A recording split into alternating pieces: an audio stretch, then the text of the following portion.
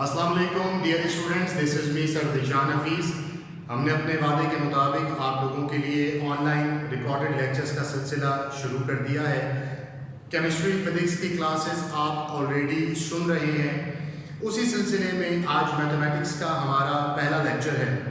उम्मीद करता हूँ कि बेटा आप तमाम देखने वाले, सुनने वाले और आपके घर वाले बखैरियत होंगे। सेकेंड ईयर साइंस मैथ्स का आज पहला लेक्चर है हमारा। आप तमाम स्टूडेंट्स अल्हम्दुलिल्लाह सेकेंड ईयर में प्रमोट हो चुके हैं, फर्स्ट ईयर के एग्जाम्स क्लियर करके सेकेंड ईयर में चले गए हैं। आप लोगों के पास बेहतर स्कोर करने के लिए, अपने ग्रेड्स को अच्छा बनाने के लिए, अपनी ज़िंदगी में एक कामयाब मरहले को ले आने के लिए अब अगर कोई एक मुमकिन रास्ता है तो बेटा वो है सेकेंड ईयर, जहाँ पर आप लोगों के साथ वैसे ही 6 सब्जेक्ट्स का सिलसिला रहेगा। Urdu, English, mathematics, chemistry, physics. First year में आप लोगों के पास इस्लामियात मौजूद था। सेकेंड ईयर में इस्लामियात की जगह 50 मार्क्स का सब्जेक्ट रिप्लेस हो जाता है पाकिस्तानी स्टडीज से। जैसा कि अब तमाम स्टूडेंट्स जिनका ताल्लुक इंजीनियरिंग से हैं, उन तमाम स्टूडेंट्स ने फर्स्ट ईयर का मैथ्स उम्मीद करता हूँ मुझसे पढ़ने वाले, और वो तमाम स्टूडेंट्स जो अब सेकेंड ईयर में पहली मरतबा मुझसे पढ़ेंगे, फर्स्ट ईयर किसी और इंस्टीट्यूट, किसी कॉलेज, किसी कोचिंग सेंटर या किसी टीचर से पढ़ कर आए हैं, उम्मीद करता हूँ कि उन तमाम को मुझसे इन ऑनलाइन लेक्चर्स के ज़रिए पढ़कर मज़ा भी आएगा और तमाम टॉपिक्स अच्छे से उनके क्लियर भी हो जाएंगे विद डेप्थ कॉन्सेप्ट्स। हम ये सब जानते हैं कि हमने फर्स्ट ईयर की किताब में जो कोर्स पढ़ा, फर्स्ट ईयर की हमारी किताब 13 चैप्टर्स पर मुश्तमिल थी। इसी तरीके से सबसे पहले हम डिस्कस करते हैं कि हमारी सेकेंड ईयर की कोर्स आउटलाइन कैसी है। बेटा फर्स्ट ईयर का एग्जाम जिस तरीके से आप लोगों का होता था, 100 मार्क्स का एग्जाम था। 20 मार्क्स आपके MCQs के थे, 50 मार्क्स आपके सेक्शन बी के होते थे। सेक्शन बी के 3 सब सेक्शन होते थे, A, B, C करके। इसके बाद जो आपका सेक्शन सी होता था, 30 मार्क्स का सेक्शन था, उसका एक सवाल कंपलसरी होता था। अमूमन वो सवाल chapter number 6, chapter number 8, chapter number 12 etcetera से कंबाइन करके एग्जाम में पूछा जाता था। इसी तरीके से सेकेंड ईयर की जो हम बात करते हैं तो बेटा सेकेंड ईयर का एग्जाम पैटर्न भी बिल्कुल फर्स्ट ईयर के ही जैसा है। 20 marks section A multiple choice questions के हैं, 50 marks section B short question answers के हैं, 30 marks section C detailed question answers के हैं, जिनमें से एक सवाल कंपलसरी है जो आपसे पूछा जाएगा कैलकुलस इंटीग्रेशन के पोर्शन चैप्टर नंबर 6 में से। अब सवाल ये आता है कि सर फर्स्ट ईयर के हमारे 13 चैप्टर्स थे, क्या सेकेंड ईयर में भी हमारे 13 चैप्टर्स हैं? तो बेटा ऐसा हरगिज़ भी नहीं है। हमारा कोर्स फर्स्ट ईयर का और सेकेंड ईयर का अगर देखा जाए तो दोनों लेंथ वाइज, टॉपिक वाइज एक जितने हैं, लेकिन फर्स्ट ईयर में हमने 13 चैप्टर्स पढ़े, सेकेंड ईयर में हमारे पास चैप्टर्स की तादाद है 9। चैप्टर नंबर 1 से लेके चैप्टर नंबर 9 तक हम तमाम topics with concepts, with question answers, with MCQs, with diagrammatical presentation, हम तमाम टॉपिक्स को तफसीलन डिस्कस करेंगे। इसी सिलसिले में आज जो कि हमारा पहला लेक्चर है बेटा, उसमें हम स्टार्ट कर रहे हैं एक बहुत ही आसान topic, basic chapter number 2 the straight line से। इसमें हम डिस्कस करेंगे कि स्ट्रेट लाइन क्या होती है, स्ट्रेट लाइंस को किस तरीके से डिफाइन किया जाता है, एक स्ट्रेट लाइन किस तरीके से बनाई जाती है, स्ट्रेट लाइन का मतलब क्या होता है, स्ट्रेट लाइन पर कितने तरीके के एप्लीकेशंस अप्लाई हो सकते हैं, स्ट्रेट लाइन का जनरल फॉर्मूला क्या होता है, XYZ। जैसा कि मैं आपसे जिक्र कर रहा हूं कि बेटा आज की क्लास में हमारा टॉपिक है द स्ट्रेट लाइन। तो let's start the first lecture, how to define a straight line. आप देख रहे हैं बोर्ड मैंने ऑलरेडी प्रेजेंट किया हुआ है, बोर्ड पे काफी सारी डेफिनेशंस भी लिखी हुई हैं। अगर हम देखते हैं बेटा, हमसे ये पूछा जाए कि आप ये बताएं कि एक स्ट्रेट लाइन क्या होती है, तो आप बहुत आसान तरीके से उसे एक्सप्लेन कर सकते हैं कि एक स्ट्रेट लाइन एक ऐसी लाइन को कहते हैं जो दो एंड पॉइंट्स का ऐसा कॉम्बिनेशन है जिसे हम एक्सटेंड करें तो इंफिनिटी तक चला जाता है। आई रिपीट, एक स्ट्रेट लाइन दो एंड पॉइंट से मिलाकर एक ऐसा कॉम्बिनेशन जिसे हम कहां तक ले जा सकते हैं बेटा, इंफिनिटी तक ले जा सकते हैं। सर इंफिनिटी का क्या मतलब होता है, इसको अभी हम तफसील से डिस्कस करेंगे। पहले हम डेफिनेशन देखते हैं। मैंने यहाँ पर स्ट्रेट लाइन की 3 डेफिनेशंस लिखी हुई हैं। 1 2 3 करके हम तीनों के ऊपर बात करते हैं। कहा जा रहा है कि बेटा a straight line is simply an object in geometry that is characterized as a straight, thin, one-dimensional that extends on both sides to infinity। फिर से वर्ड आ गया बेटा infinity। इसका मतलब क्या होता है? कह रहे हैं कि एक स्ट्रेट लाइन एक ऐसे ऑब्जेक्ट को कहते हैं ज्योमेट्री में जो कैरेक्टराइज या डिफाइन की जाती है कैसे? एक स्ट्रेट थिन बारीक सी एक लाइन वन डायमेंशनल जिसकी बेटा एक डायमेंशन हो, चाहे वो डायमेंशन वर्टिकल हो चाहे वो डायमेंशन हॉरिजॉन्टल हो। मे बी लाइन की डायरेक्शन हॉरिजॉन्टल हो, जैसा कि आप फर्स्ट ईयर में क्लास मैट्रिक में डिस्कस भी कर आए हैं कि वो लाइन जो हॉरिजॉन्टल होती है उसे हम कहते हैं एक्स एक्सिस। वो लाइन जो कि वर्टिकल होती है उसे हम क्या कहते हैं बेटा? Y axis. वो तमाम लाइंस या वो एक लाइन जो दो पॉइंट से मिलाकर बनाई जाती हो और हॉरिजॉन्टल हो उसे कहते हैं बेटा हम एक्स एक्सिस। एक्स की लाइन वो लाइन जो वर्टिकल हो अपवर्ड या डाउनवर्ड उसे कहते हैं बेटा हम वाई एक्सिस। क्लास मैट्रिक में आप ग्राफ भी पढ़कर आए हैं, क्लास फर्स्ट ईयर में भी आप ग्राफ पढ़कर आए हैं, तो एक्स एक्सिस और वाई एक्सिस आपके लिए कोई नई चीज नहीं है। इसका मतलब ये हुआ कि आप हॉरिजॉन्टल लाइन एक्स एक्सिस और वर्टिकल लाइन वाई एक्सिस को जानते हैं। यहां पर हमारे पास एक वर्ड लिखा हुआ है बेटा वन डायमेंशनल। वन डायमेंशनल का क्या मतलब होता है? अगर कोई लाइन हॉरिजॉन्टल है तो फिर उसकी डायमेंशन एक ही रहेगी। वो लाइन इस तरीके से इंक्लाइंड 40 डिग्री 30 डिग्री 60 डिग्री नहीं बना सकते। अगर कोई लाइन वर्टिकल है तो उसकी वन डायमेंशन वन डायरेक्शन रहेगी, वर्टिकल हॉरिजॉन्टल नहीं हो सकती। वन डायमेंशन का मतलब होता है कि बेटा लाइन की कोई डायमेंशन में तब्दीली ना आए, एक डायमेंशन रहे। उसके आगे क्या कहें? दैट एक्सटेंड्स, जिसे हम एक्सटेंड कर सकते हैं। सपोज कर लेते हैं मैं आपसे कहता हूं कि ये एक स्ट्रेट लाइन दो एंड पॉइंट से मिलाकर बनाई गई है, तो जरूरी नहीं है कि बेटा एक स्ट्रेट लाइन दो एंड पॉइंट से मिलाकर बनाई जाए। फॉर एग्जांपल मेरे पास एक अदद प्रोटेक्टर एक स्केल है, अगर मैं इसमें अंदर देखूं तो इसमें 12 इंचेस तक मेजर किया गया है। अगर आपको ये आसानी से दिखाई पड़ जाए, 0 से स्टार्ट होकर 12 इंचेस तक। अगर मैं कहूं क्या ये एक स्ट्रेट लाइन है तो आप कहेंगे यस सर ये एक स्ट्रेट लाइन है, लेकिन क्या ये जरूरी है कि स्केल 12 इंचेस का ही हो सकता है ये 6 इंचेस का होता जो हम आमतौर पर अपने ज्योमेट्री बॉक्स में स्केल रखते हैं। हो सकता है कि प्रैक्टिकल लैब्स में जब स्केल इस्तेमाल होते हैं फिजिक्स में, इस स्केल की लेंथ इतनी बड़ी होती। इसका मतलब ये हुआ कि हम किसी भी लाइन की लेंथ को मेजर करने के लिए हम लाइन को दो एंड पॉइंट्स के जरिए ब्रेक कर देते हैं, रोक देते हैं। अदरवाइज ये लाइन इस जानिब से भी ये लाइन इस जानिब से भी मजीद एक्सटेंड की जा सकती है, इसका कोई ब्रेकअप या एंड पॉइंट नहीं होता। फिर क्या कह रहे हैं? On both sides to infinity. Infinity का क्या मतलब होता है हम मजीद दो डेफिनेशन डिस्कस करने के बाद बात करेंगे। मैंने लिखा हुआ है स्ट्रेट लाइन को अगर हम और आसान तरीके से एक्सप्लेन करें तो बेटा स्ट्रेट लाइन का क्या मतलब होता है? देखिए बेटा कह रहे हैं a straight line is just a line with no curves, जिसमें कोई कर्व नहीं होगा। कर्व से क्या मुराद है?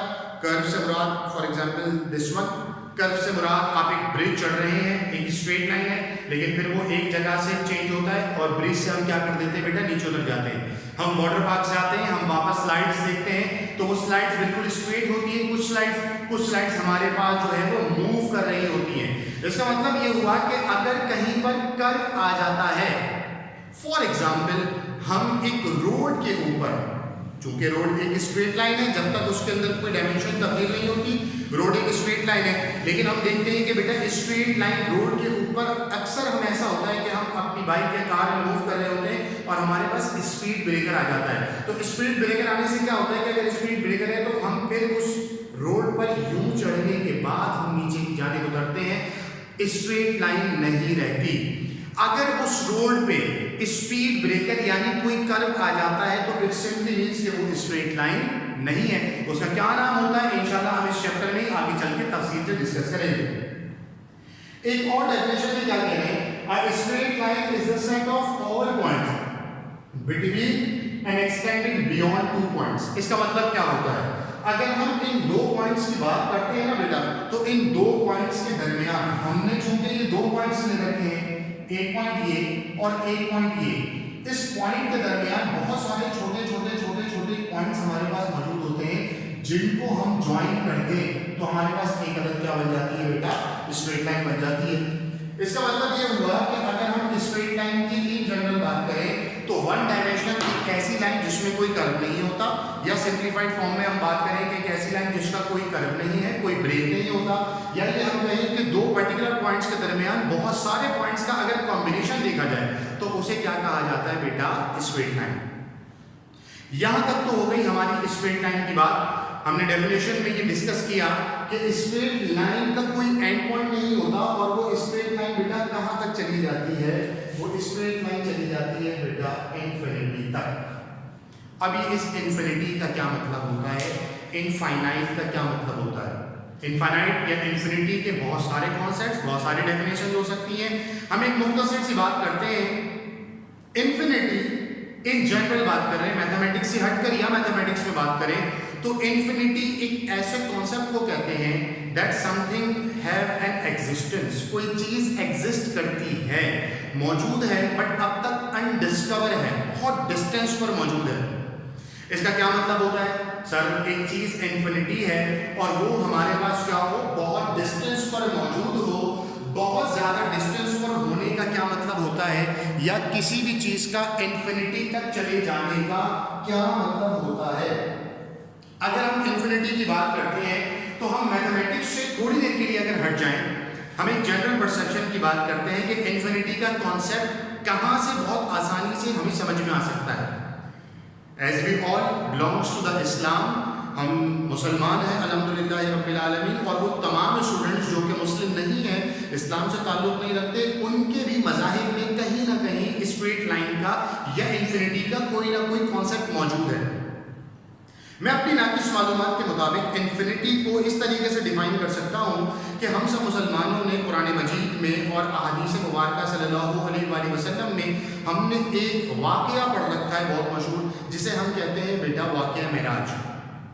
उस वाक़े में क्या हुआ, आप तमाम लोगों ने ये सिलसिला सुन रखा है, पढ़ रखा है। बीइंग अ मुस्लिम हमारी रिवायात, हमारी तारीख, हमारी तालीमात में ये तमाम चीज़ें पाई जाती हैं कि नबी करीम सल्लल्लाहु अलैहि वसल्लम से जब अल्लाह तबारक व तआला ने मुलाकात चाही, अल्लाह पाक को अपने महबूब सल्लल्लाहु अलैहि वसल्लम की जब याद बहुत आई तो अल्लाह पाक ने अपने बंदे को फर्श पर से अर्श पर बुला लिया। कुरान मजीद और अहादीस की तालीमात के मुताबिक हम ये जानते हैं कि अल्लाह तबारक व तआला कुरान मजीद में और नबी करीम सल्लल्लाहु अलैहि वसल्लम अहादीस में इरशाद फरमाते हैं कि अल्लाह पाक ने अर्श की 7 सतह बनाई हैं। पहला अर्श, दूसरा अर्श, तीसरा अर्श, चौथा, पांचवा, छठा और सातवां, जहां कुरान मजीद में लिखा जाता है कि 7वें अर्श पर रोज़े महशर अल्लाह पाक की कुर्सी लगी होगी। आयतुल कुर्सी में जब हम पढ़ते हैं कि अल्लाह पाक वहां मौजूद होंगे और फिर हमारा हिसाब किताब वहां लिया जाएगा। इसका मतलब ये हुआ कि 1, 2, 3, 4, 5, 6 के बाद अर्श 7वां मौजूद है। हमारे नबी करीम सल्लल्लाहु अलैहि वसल्लम अर्श पर अल्लाह पाक से मुलाकात के लिए गए हैं। इसका मतलब ये हुआ कि अगर हम बात करते हैं इन्फिनिटी की तो बेटा एक परपेंडिकुलर डायरेक्शन में इन्फिनिटी मौजूद है। अल्लाह के हबीब सल्लल्लाहु अलैहि वसल्लम वहां उस पॉइंट तक गए हैं, लेकिन अब तक साइंस डिस्कवर नहीं कर सकी कि वो फासला कितना था। साइंस की जदीद टेक्नोलॉजीज के मुताबिक साइंस एक वास्ट फील्ड है, उसने ये तो डिफाइन कर लिया है कि अप्रोक्सीमेटली तकरीबन इस फर्श से, अर्थ से लेकर पहले आसमान तक का डिस्टेंस अप्रोक्सीमेटली कितना होगा, लेकिन अल्लाह पाक फरमा रहा है कि उसके बाद दूसरा, तीसरा, चौथा, पांचवा, छठा और 7वां अर्श है।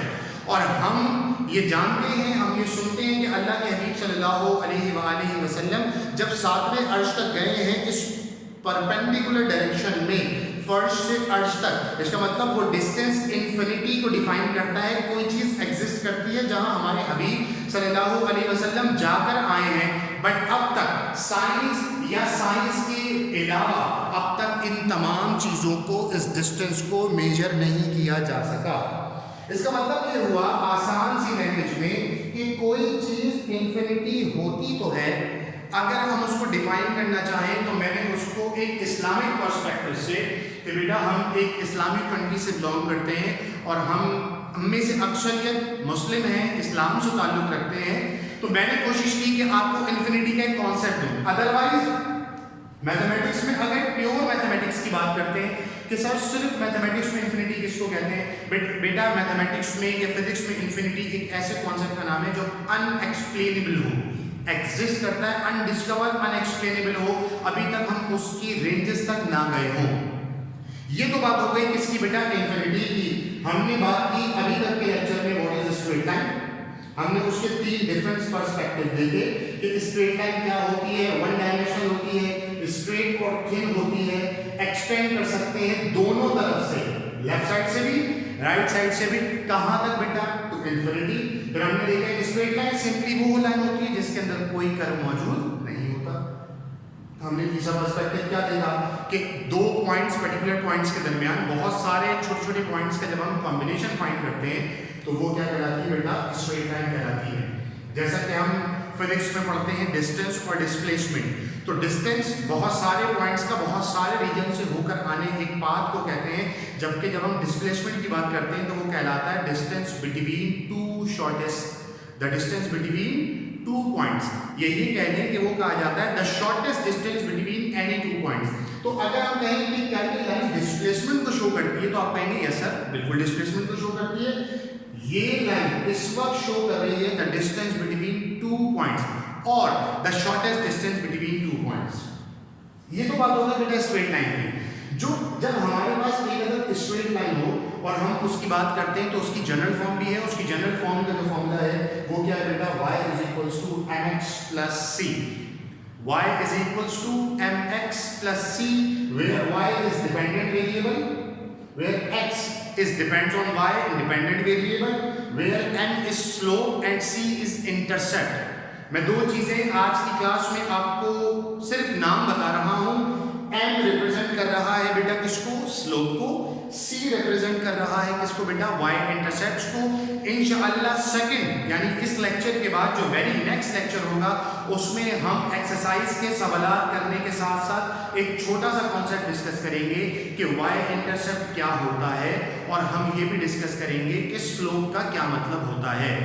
वैसे तो y इंटरसेप्ट्स का कॉन्सेप्ट आएगा जाकर एक्सरसाइज 2.5 में, स्लोप का कॉन्सेप्ट आएगा एक्सरसाइज 2.4 में, लेकिन हम पहले कोशिश ये करेंगे बुनियादी तौर पर कि जिस हवाले से हम स्ट्रेट लाइन में बात करते चले जाएंगे उस हवाले से मुख्तसरन एक क्वेश्चन भी सॉल्व कर लेंगे और उसकी डेफिनेशन भी देखते चले जाएंगे ताकि आप लोगों को पढ़ने में आसानी हो जाए। सिर्फ थ्योरी की क्लास में मैथमेटिक्स के इंजीनियरिंग के स्टूडेंट्स अक्सर बोर हो जाते हैं कि सर इतनी लंबी क्लास होगी सिर्फ डेफिनेशन पर डिपेंड करते हुए, तो डेफिनेशन के साथ स्टूडेंट्स ये चाहते हैं कि थोड़ी सी कैलकुलेशन भी हो।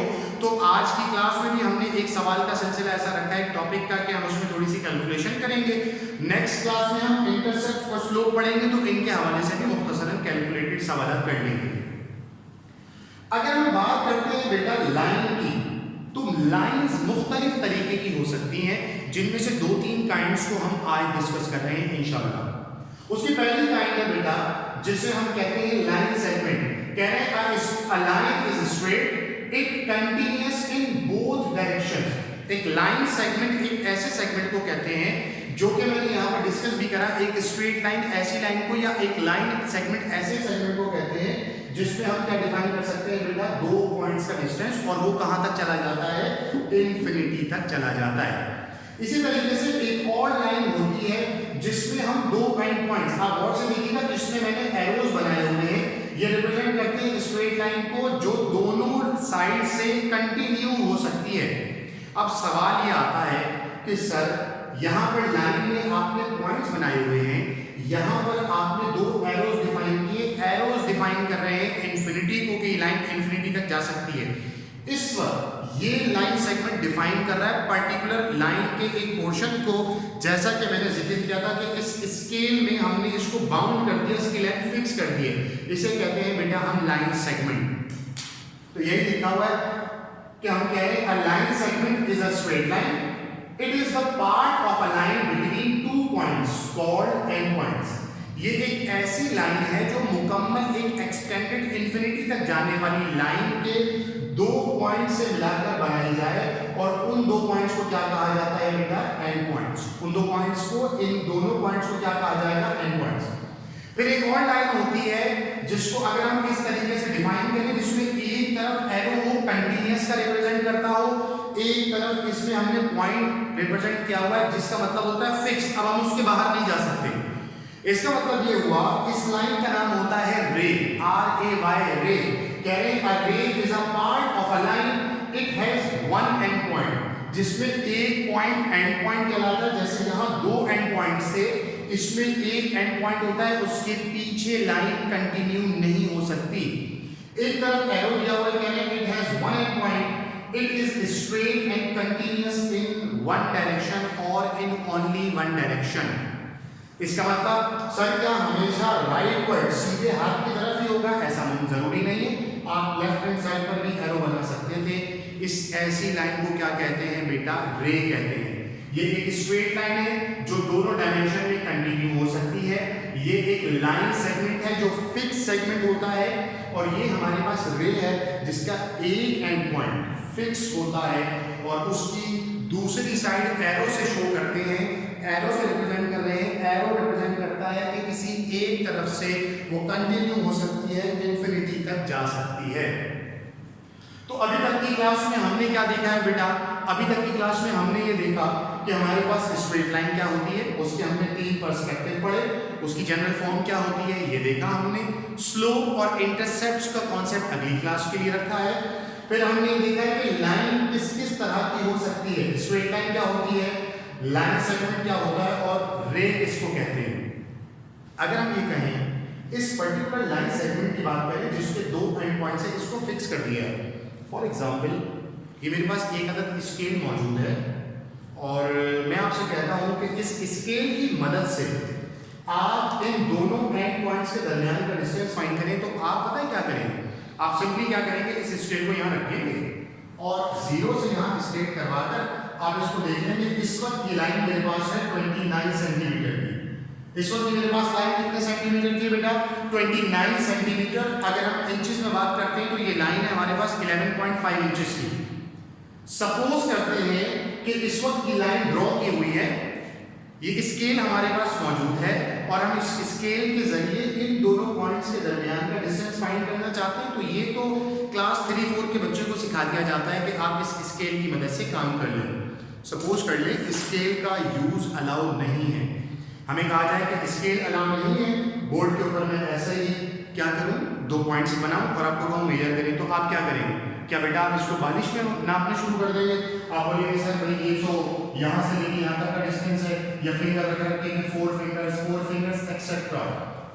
इसके लिए हमारे पास बेटा दो पॉइंट्स अगर एक लाइन सेगमेंट में मौजूद हो और हमारे पास प्रोटेक्टर या कोई ऐसी चीज मौजूद ना हो जिसके जरिए हम डिस्टेंस कैलकुलेट करते हैं सेंटीमीटर, मीटर, किलोमीटर एक्सेट्रा में, तो बेटा हम क्या करते हैं, हम पढ़ते हैं एक अदर डिस्टेंस फॉर्मूला।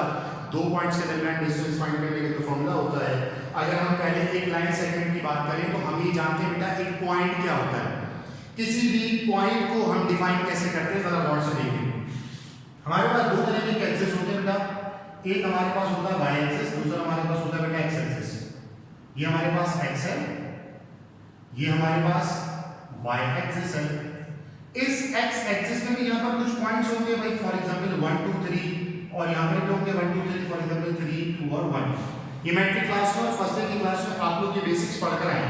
सपोज करते हैं मैं कहता हूँ 2 के सामने और 3 के सामने, इन दोनों का एक कॉम्बिनेशन अगर बनाएं तो ये होता है बेटा 2 3। इस 2 और 3 को कहते हैं हम पॉइंट। इसका मतलब ये हुआ इसमें एक पॉइंट के अंदर एक वैल्यू होती है x, दूसरी वैल्यू होती है y। किसी भी पॉइंट के अंदर दो वैल्यूज होती है बेटा, एक वैल्यू होती है x की, दूसरी वैल्यू होती है y की। जो x की वैल्यू है उस x की वैल्यू का नाम होता है बेटा एब्सिसा, और जो y है उस y की वैल्यू का नाम होता है ऑर्डिनेट। इन दोनों पॉइंट से मिलाकर यानी x और y की वैल्यूज को मिलाकर एक पॉइंट बनता है, इसे हम कोऑर्डिनेट भी कह सकते हैं। कोऑर्डिनेट का मतलब होता है x और y का कॉम्बिनेशन। इन दोनों पॉइंट्स को मिलाकर हम क्या कह सकते हैं बेटा, कोऑर्डिनेट भी कहा जा सकता है। लेकिन फिलहाल अभी हम इसको सपोज कर रहे हैं कि ये एक अलग पॉइंट है। तो हमने देखा बेटा पॉइंट दो चीजों से मिलकर बनता है, एक x की वैल्यू, दूसरी हमारे पास क्या होती है बेटा, y की वैल्यू। इसी तरीके से यहां पर भी हमारे पास दो पॉइंट्स हैं। इसका मतलब इस पॉइंट में भी एक वैल्यू x है, दूसरी y है। इसमें भी बेटा एक वैल्यू x है, दूसरी y है। अगर ये पॉइंट भी x y है और ये पॉइंट भी x y है तो इन दोनों में डिफरेंस क्या है? डिफरेंस शो करने के लिए बेटा जो पहला पॉइंट होता है उसके साथ हम 1 लिख देते हैं, जो दूसरा पॉइंट होता है उसके साथ हम 2 लगा देते हैं। वो रिप्रेजेंट करता है फर्स्ट पॉइंट और सेकंड पॉइंट को। इसका मतलब अगर हमारे पास किसी लाइन सेगमेंट या स्ट्रेट लाइन के ऊपर दो पॉइंट्स मौजूद हैं तो उनके कोऑर्डिनेट्स क्या होंगे बेटा, x1 y1 और x2 y2। सपोज कर ले किसी लाइन के ऊपर हमारे पास 3 पॉइंट्स मौजूद हैं। हम अगले एक्सरसाइजेस में देखेंगे कि हमारे पास 4 पॉइंट्स भी मौजूद होंगे। तो अगर 3 पॉइंट्स मौजूद हैं तो उसके कोऑर्डिनेट्स या पॉइंट्स कैसे बनेंगे, and points x1 y1 x2 y2 x3 y3। 4 होंगे तो x1 y1 x2 y2 x3 y3 और x4 y4। फिलहाल हमारे पास दो पॉइंट्स हैं। अगर हमें उन दोनों के दरमियान डिस्टेंस फाइंड करना है तो उसके लिए हमारे पास किताब में एक फॉर्मूला है बेटा जो कि है d रिप्रेजेंट्स डिस्टेंस बराबर है under root of x2 minus x1 का whole square plus y2 minus y1 का होल स्क्वायर। आप भी जानते हैं किसी भी चीज का डिस्टेंस फाइंड करना होता है तो फाइनल वैल्यू में से इनिशियल वैल्यू को माइनस कर देते हैं। इसी तरीके से x2 में से x1, y2 में से y1 को माइनस कर रहे हैं। तो फॉर्मूला फिर से रिपीट कर लेते हैं बेटा। फॉर्मूला क्या बन जाएगा बेटा, d बराबर है under root x2 minus x1 का whole square y2 minus y1 का होल स्क्वायर। एक मर्तबा फिर पढ़ते हैं। फॉर्मूला है बेटा हमारे पास d बराबर है x2 माइनस x1 का whole square plus y2 minus y1 का होल स्क्वायर, उसका under root x2 minus x1 का whole square y2 minus y1 का होल स्क्वायर। यहाँ तक की तो बात हो गई कि स्ट्रेट लाइन की डेफिनेशन क्या होती है, स्ट्रेट लाइन की जनरल फॉर्म क्या होती है, स्ट्रेट लाइन कितने तरीके से डिफाइन की जा सकती है, यानी स्ट्रेट लाइन कैसे हो सकती है, एक स्ट्रेट लाइन, एक लाइन सेगमेंट, एक रे। अब हम बात कर रहे हैं कि दो पॉइंट्स के दरमियान डिस्टेंस कैसे फाइंड किया जाता है। उसका फॉर्मूला भी हमने देख लिया कि d बराबर है under root x2 minus x1 का whole square plus y2 minus y1 का होल स्क्वायर। अभी हम देखते हैं कि अगर हमारे पास कोई दो पॉइंट्स दिए जाएं, उन दो पॉइंट्स के दरमियान डिस्टेंस कैसे फाइंड करते हैं। डायग्राम के थ्रू पहले हम उसके डायग्राम ड्रॉ करेंगे, फिर हम इंशाल्लाह उसका डिस्टेंस फाइंड करेंगे। डिस्टेंस कैसे फाइंड करते हैं गौर से देखिएगा बेटा। सवाल है हमारे पास find the distance between the points 2, 5 and 6, 8। हमारे पास दो पॉइंट्स हैं, एक की वैल्यू है 2 और 5, दूसरे की वैल्यू है 6 और 8। कह रहे हैं इन दोनों पॉइंट्स के दरमियान डिस्टेंस फाइंड करें। जब हम इन दोनों पॉइंट्स के दरमियान डिस्टेंस फाइंड करेंगे, क्योंकि मुझे याद है कि इसका डिस्टेंस 5 यूनिट्स आएगा, लेकिन हम ये देखेंगे कि 5 यूनिट्स कैसे आएगा। सबसे पहले हम लिखेंगे बेटा सॉल्यूशन। सपोज करेंगे कि जो गिवन पॉइंट्स हैं उनका नाम है x1 y1 x2 y2।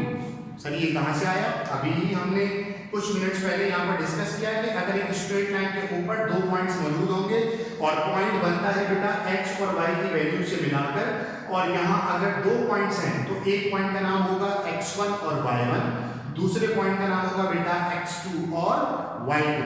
तो हमने ये लिखा बेटा x1 और y1 की वैल्यू है 2 और 5, x2 और y2 की वैल्यू है 6 और 8। अगर मैं इसको अलग-अलग करके लिखूं तो भाई हम ये कह सकते हैं बेटा कि ये जो x1 है इसकी वैल्यू है 2, ये जो y1 है इसकी वैल्यू है 5, ये जो x2 है इसकी वैल्यू है 6, ये जो y2 है इसकी वैल्यू है 8। हम यहाँ इसको अलग करके भी लिख लेते हैं बेटा कि x1 की वैल्यू हमारे पास कितनी है, 2 है, x2 की वैल्यू हमारे पास कितनी है बेटा, 6 है, y1 की वैल्यू हमारे पास कितनी है बेटा, 5 है, y2 की वैल्यू हमारे पास कितनी है बेटा, 8। ये हमने चारों वैल्यूज को अलग अलग करके लिख लिया। डिस्टेंस फॉर्मूला हम बाद में अप्लाई करेंगे, पहले इसका ग्राफ ड्रॉ करते हैं। आप ये देख रहे हैं बेटा मेरे पास मैंने यहाँ पर x एक्सिस और y एक्सिस का एक कोऑर्डिनेट ज्योमेट्रिक प्लेन बनाया हुआ है जिसे हम xy प्लेन भी कहते हैं। हमने नीचे मार्क किया बेटा पॉइंट्स 1, 2, 3, 4, 5 और 6। चूंकि हमारे पास x की सबसे बड़ी वैल्यू 6 है तो हमने 6 तक के पॉइंट्स ले लिए हैं। y की सबसे बड़ी वैल्यू 8 है, हमने इक्वल डिस्टेंस के 8, मार्क्स लगा दिए हैं 1 2 3 4 5 6 7 8। जैसा कि हमने अभी इस डायग्राम के अंदर देखा था कि अगर हमारे पास एक वैल्यू x की हो और दूसरी वैल्यू हमारे पास कौन सी बेटे y की वैल्यू, तो हम कैसे प्लॉट करते हैं, तो जरा गौर से देखें बेटा हम क्या करेंगे। हमने देखा बेटे कि हमारे पास ये x एक्सिस है, इसका पहला पॉइंट है x की वैल्यू 2 y की वैल्यू 5, x1 की वैल्यू 2 y1 की वैल्यू 5, यानी x का 2 और y का 5। अगर हम गौर से देखें तो बेटा x के 2 और y के 5 के सामने हमने एक पॉइंट प्लॉट कर दिया। दूसरा पॉइंट यह है हमारे पास x2 y2, यानी x2 की वैल्यू 6 y2 की वैल्यू 8। इसी तरीके से हम एक और पॉइंट देखेंगे बेटा कि x की वैल्यू 6, अगर आप देख रहे हैं गौर से तो x की वैल्यू 6 और y की वैल्यू 8 के सामने हमने एक अदद और पॉइंट प्लॉट कर लिया। जैसा कि हम ग्राफ के अंदर पॉइंट प्लॉट करते हैं, मैं इसको एक्सप्लेन करने के लिए मजीद और इस तरीके से बना देता हूं कि बेटा y का 5 और x का जो हमारे पास वो है 2, इसी तरीके से y का हमारे पास है बेटा 8 और x की वैल्यू हमारे पास क्या है बेटा 6 है। और हमें जो डिस्टेंस फाइंड करना है इस पॉइंट 25 से लेकर इस पॉइंट 68